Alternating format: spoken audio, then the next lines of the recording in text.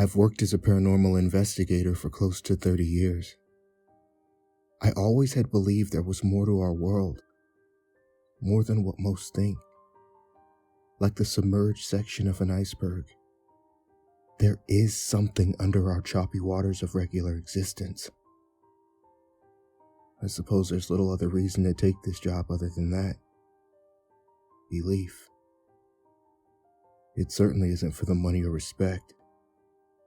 But I would be lying if I said my early years in this profession didn't test my faith in the existence of the paranormal world. For the first 4 years of my work, I found nothing. No evidence of a single paranormal phenomenon in any of the cases I took. There were hordes of unconfirmable ghost sightings and hauntings that were explained away by natural phenomenon, and even the odd prankster or two. I felt like I was floundering. I started to wonder if I had followed a road that led nowhere. My destination nothing but a hazy mirage, perpetually on the horizon. That was until I took a case in 1997. My most haunting case. Still to this day. The case of the Grinning Man. "Do you mind if I record this interview?" I asked. "No, that's okay," Audrey said. We were in the living room of her small home.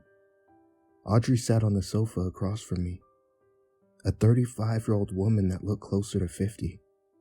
She was small, hunched over as if a weight pressed on her shoulders. I placed the tape recorder on the coffee table and pressed the record button. Inside, the cassette tape whirred to life. "Audrey, thank you for calling me to investigate your problem. I want you to know that I'll take your claims seriously and investigate them as such. Whatever the outcome may be, if the phenomenon you are experiencing is paranormal or natural, I'll seek to find the truth the best I can." "Thank you. Please, start from the beginning."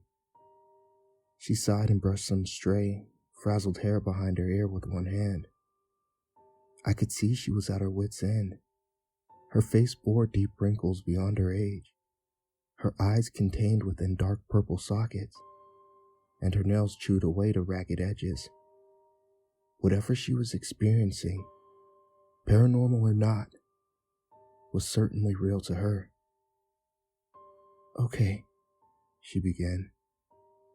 "I guess it all started when I was a baby." "That far back?"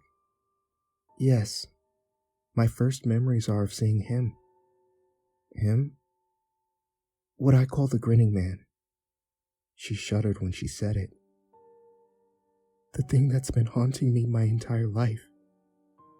I can even remember him as a baby. It's burned into my memory. He dresses like someone from the 40s or 50s, with a tan trench coat and black fedora. I was laying in my bed when I first recall seeing him. He gripped the crib's bars while he peered down at me through them, looming over a little, helpless me like an ominous mountain. Just thinking of it turns my stomach." "And he was grinning at you?" "Yes, like he always is. Have you ever heard someone describe a psychopath's grin?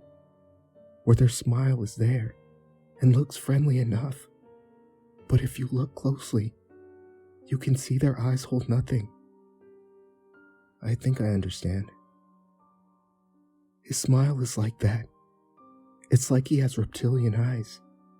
Unfeeling, cold, predatory, evil." "Must have had quite an impact on you, considering you remember it from that far back. Has he been cropping up your entire life?" "Yes, it's sporadic. Sometimes I'll go years without seeing him. Other times I'll see him multiple times in a month." "What's the typical encounter like?" "Well, he'll appear out of nowhere.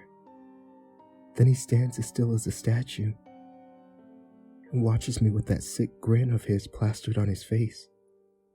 He could show up anywhere, at any time. Among the trees as I walk through the park. From a random house's window as I walk down the street.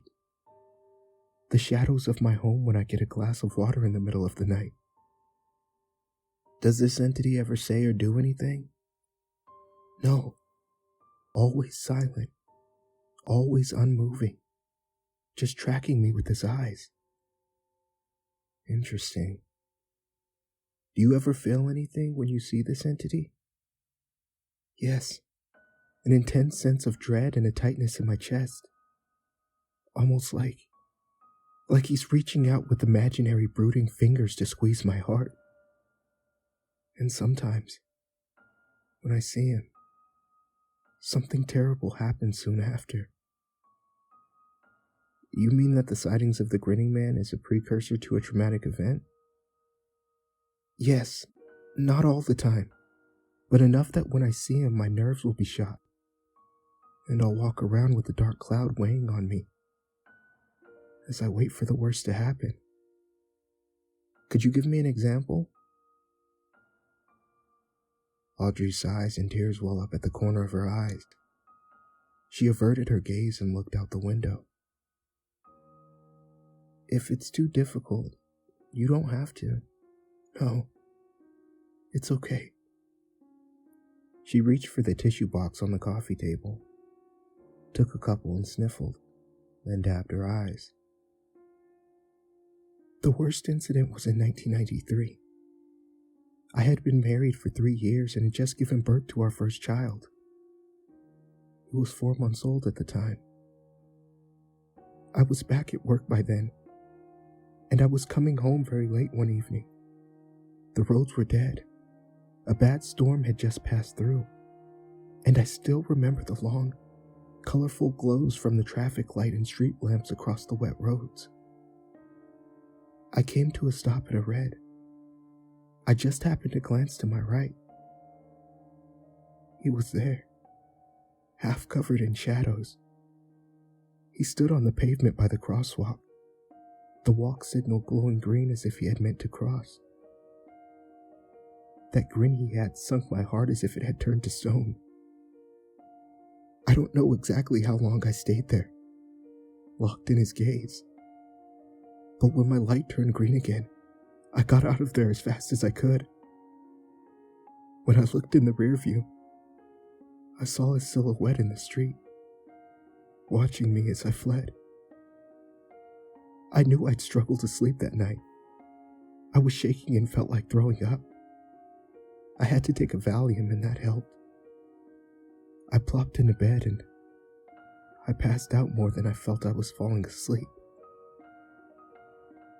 I was awoken by my husband frantically shaking me in the morning.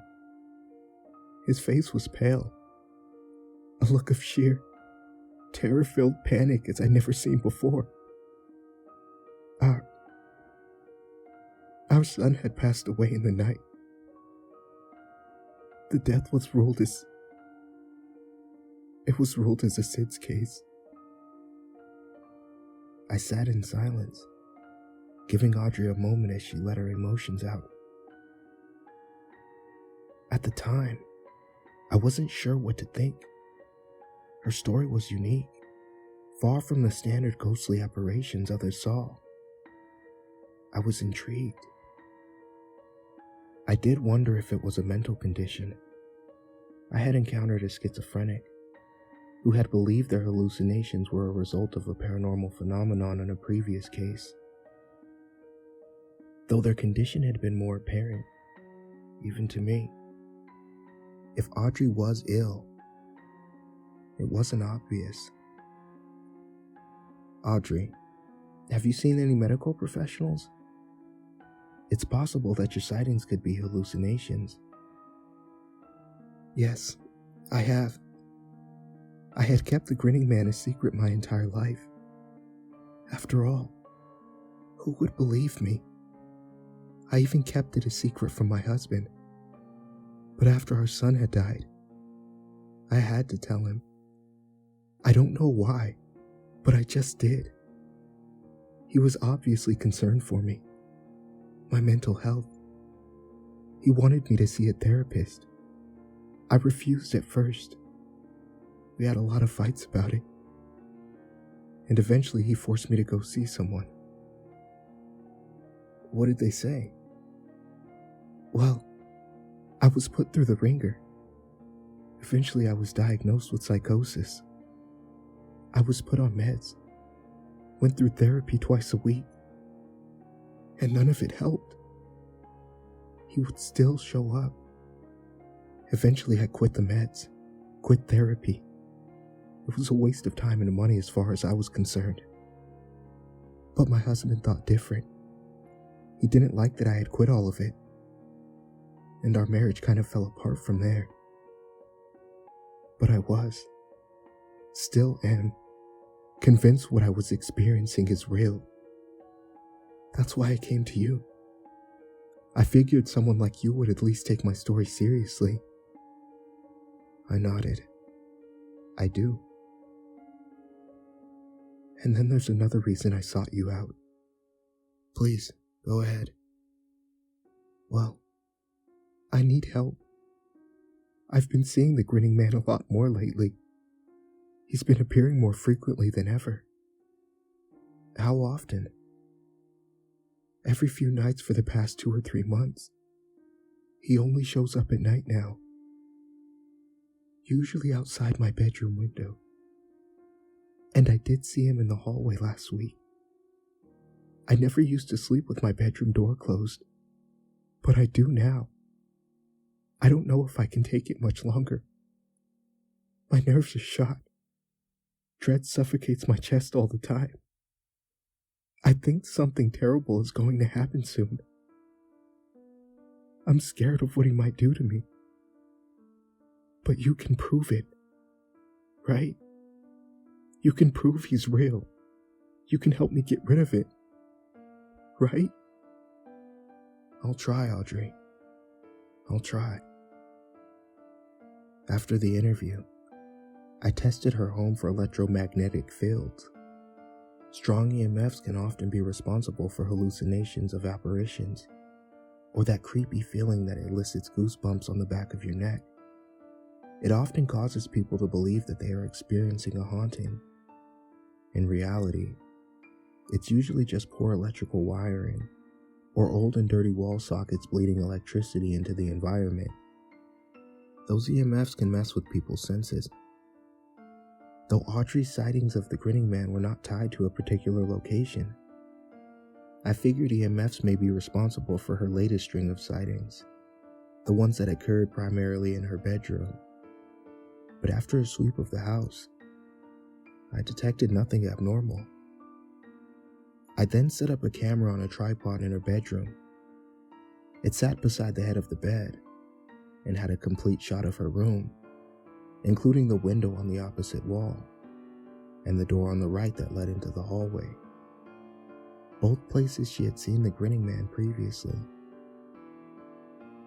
I showed her how to record and instructed her to do so when she went to bed.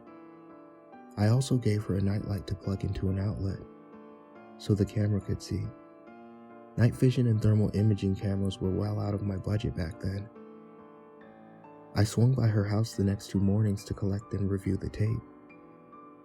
Those nights were uneventful. On the 3rd night, I got a frenzied call from Audrey. The ringing jarred me awake. The clock on my nightstand read 2:08 a.m. I trudged to the phone, and as soon as I answered, Audrey's frantic voice came over the line. "He's here!" she cried. "He was here. He tried to hurt me." I arrived at Audrey's house a little over a half an hour later. She paced back and forth in the living room, a neglected cigarette burning in her hand, the ash tip growing long and pale as a bone. She muttered one thing over and over. "No escape, no escape, no escape." It took a minute to calm her down. At first, she looked right through me as if I weren't there, her eyes distant and fear-stricken as she continued to mutter, "Can't escape," until the words burned into my ears. I eventually ushered her into the kitchen and sat her down. I found some cocoa in the cupboards and made her a warm cup. It seemed to help a little. Her trembling stopped. "I'm gonna go watch the tape," I said. "Do you want to watch it with me?" She shook her head adamantly. She waited in the kitchen while I watched. She had a VCR player hooked up to a CRT television in her living room. I sat on the edge of the coffee table, rather than the sofa, for a closer view. I inserted the tape, and the TV came to life with a view of Audrey's room, bathed in a dim orange from the nightlight, and a window at the far end shined with a pale glow from the moon. The footage wasn't great, being comparatively rudimentary to what we have today. The quality was grainy, and sometimes wavered in the way those VCR tapes did, but it was enough to see what I needed to. I fast-forwarded the tape until the text on the bottom right corner read 1:30 a.m. I sat with a pen and notepad in hand, and I still have my notes from what I saw on that tape. 1:30 a.m. Audrey asleep in bed. Nothing untoward. 1:35 a.m. Audrey becomes visibly restless, flipping and turning violently in her sleep. 1:38 a.m. Audrey settled. 1:40 a.m. Dark figure crossed window on opposite wall. 1:42 a.m. Dark figure crossed window again, in opposite direction. 1:44 a.m. Dark figure standing in front of window. Figure looks like a person, possibly wearing a hat. Figure too dark to make out features. 1:46 a.m. Static intermittently breaking up the picture. Figure still standing at window. 1:50 a.m. The figure disappeared. Did not walk or move away. Simply vanished. 1:51 a.m. Audrey becoming restless again. 1:52 a.m. Bedroom door opened. That was the last note I took. My heart was pounding in my ears by this point. A few seconds after the door had opened, seemingly by itself, the man appeared from the darkness in the hallway, like a demon emerging from the depths of hell. I dropped my notepad and gawked at the television screen. Even through the grainy footage and worsening bursts of static, I could make out the grin plastered across the figure's face. The grinning man. The nightlight suddenly went out, and the screen went black. It took a few moments for the lens to adjust to the dimmer moonlight coming through the window. And when it did, the grinning man was a dark silhouette, just inside the doorway. I stood and approached the television, bent over at the waist, face inches from the screen to get a closer look. The tape wavered badly, making everything unrecognizable. When the picture cleared, the grinning man had teleported from the doorway to the bedside, just in front of the camera. He peered down at Audrey. My heartbeat thumped steadily in my ears. The picture wavered again, for longer. When I steadied, the grinning man had his arms extended downwards, towards Audrey. She was now kicking and thrashing in bed. The grinning man's hands appeared to be clasped around her throat. The blanket was flung from the bed suddenly, a big dark cloud moving across the screen. Audrey thrashed, and the grinning man held on. The moonlight glanced off of his teeth, making that diabolical grin, a glimmering silver blemish at the base of his darkened face. Like his grin, his eyes shined palely with maniac glee. A prolonged burst of static. I let out a breath I didn't know I was holding. The picture came back. The nightlight was on and Audrey sat upright in bed, grasping at her neck. The grinning man was gone. I felt something in the air then, heavy like humidity. a powerful feeling that pervaded the house. A feeling of anger. The VCR tape paused by itself, then began to rewind.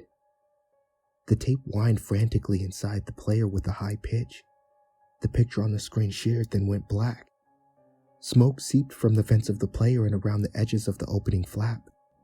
I mashed the eject button, hoping to save the tape. But the crinkling noise, that sounded like crumpling cellophane, left me with little confidence.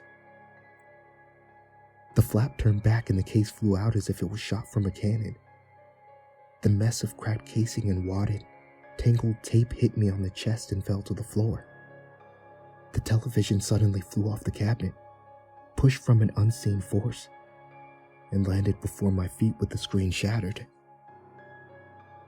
Audrey came from the kitchen alarmed. She glanced at the TV laying busted on the floor, then at the tape next to it, and then at me. "What happened?" "He's real," I said breathlessly. "I saw it. On the tape. He's real." Perhaps it was foolish to believe simply leaving the home would have helped, but it was the only thing I could think to do. I took Audrey to a nearby motel and booked us into neighboring rooms. I sat on the edge of my bed, at a loss. I had completely underestimated what we were dealing with. Until watching that tape, I wasn't even sure the entity was real. But not only was it real, it was dangerous. I phoned a close acquaintance, one that wasn't happy to be woken up at 3 a.m, one who worked for another paranormal investigation team. He was happy to help once I explained the seriousness of the situation.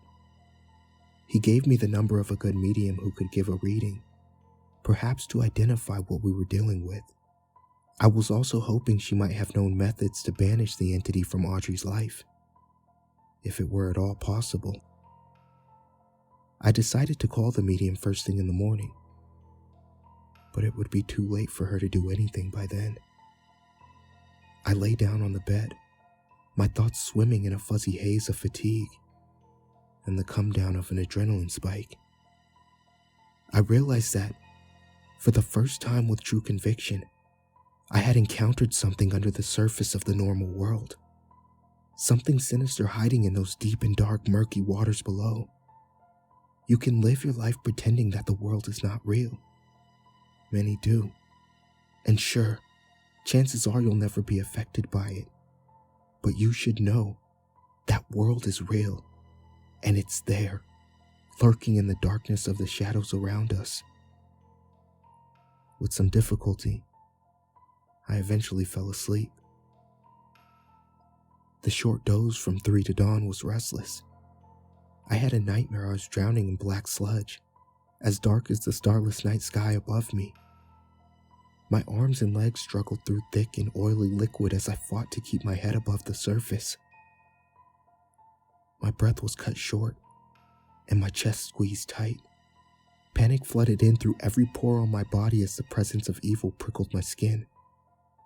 And then, darkness. I awoke to sunlight glowing around the edges of my grimy motel curtain. The bedsheets were a scrunched up mess, and my blanket lay strewn over the floor. With a sick feeling creeping in my gut, I realized how the scene closely mirrored what I saw in the aftermath of the attack on Audrey. I rushed out of my room to Audrey's next door. She didn't answer the first few knocks, so I knocked louder. No answer. I called her name and pounded on the door. Still no answer. I rushed to the motel's front desk, convincing them to let me into the room. When we entered, Audrey was in the bed. Her pale face poked out from the blanket. Her lips were blue. Her eyes, vacant and lifeless, stared at nothing. My heart plummeted. She was dead. I dream of that morning often. The moment we walked into that God-forsaken room to see Audrey drained of life. I'll never forget that. The case has stuck with me all these years. I've pored over the details many times. I relive my actions and question if there was more I could have done. I try not to blame myself. I know it's not healthy, but I just can't lift the weight of guilt that sits on my shoulders. Or perhaps it's my liver that takes the brunt. Fact is, as I see it, she came to me for help, and I did not do enough. I wish I could tell you I got revenge on this thing, that I tracked the entity down and vanquished it like a hero at the end of a Hollywood action movie. But life doesn't tend to work like that.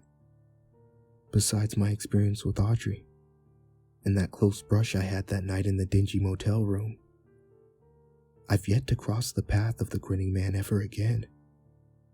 But that's the nature of this line of work. Things don't get wrapped up and topped off with a neatly tied bow. We deal with things that are on the edge, things that straddle the line between the world we know and the one we don't, things that are hazy, transient, and often unknowable. Neat resolutions don't find their way to us easily. I can tell you that Audrey's death, it was eventually ruled as a case of sudden arrhythmic death syndrome, or SADS. As you can probably guess, I have some doubts that that was all there was to it. I still called the medium. We met a couple weeks after Audrey's passing. We went to the motel and booked the same room Audrey had died in. The worker at the desk was certainly curious as to why I insisted on that room, but I refused to say. The medium's face drained of color the second she stepped inside. She walked around the room in silence for 10 minutes. She moved slowly, intently, closing her eyes and breathing deep as she tapped into a strange, ominous world. Can't say I envy her talents. "Something incredibly powerful," she eventually said. "It's not here now, but I can still feel its vestiges." "How long ago did this happen?" "A little over 2 weeks." A grave expression crossed the medium's face. "Yes, very powerful." "Do you know what the entity is?" "Not precisely, but I can say that its soul is black and twisted." "That thing had a soul?" "All intelligent forces do." "And what do you mean by black and twisted?" "I mean the entity is a corrupted agent of death itself." I was speechless for a moment, as the weight of her words robbed me of my breath.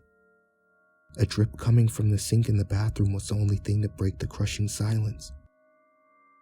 "What can we do about it?" I asked. The medium smiled wistfully. At my naivety, I assume. I was young and inexperienced, and ready for a fight. She knew that. Then her expression grew dark, as she took one last look over the room. "Not a thing," she said.